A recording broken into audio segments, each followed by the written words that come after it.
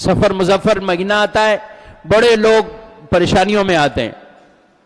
بھائیو اللہ کا مہینہ ہے، اللہ کے بنائے ہوئے سارے مہینے گئے، اس مہینے سے بڑے لوگ گھبراتے ہیں.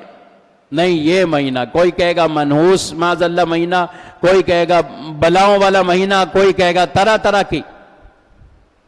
اور پھر شروع بھی ہو جاتے ہیں. ابھی سے لوگ پوچھنا شروع ہو گئے وہ سورہ مزمل کتنی مرتبہ پڑھنی ہے، آٹا کہاں ڈالنا ہے، وہاں کہاں. وہ ایک مرتبہ اخبار والوں نے بھی اخبار میں بھی آیا کہ بھائی یہ نٹی جٹی کو معاف کر دو، یہ سمندروں کو معاف کرو، نہیں آٹا ڈالو، مچھلیاں مرتی ہیں اس سے.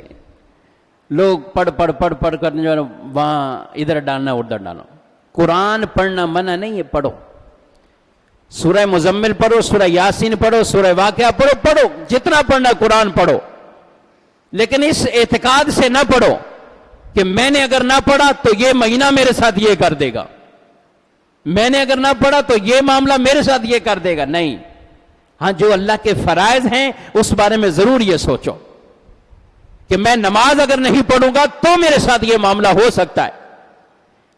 میں فلاں برائی کی طرف جا رہا ہوں، اس گناہ کی نحوست کی وجہ سے میرے ساتھ یہ ہو سکتا ہے.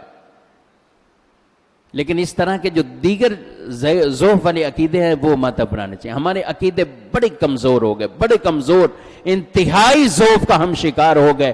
لوگ جو گئے وہ ہر وقت اسی طرح کے چکروں میں پھر ادھر ادھر جاتے ہیں، بابوں کے پاس جاتے ہیں، ایسے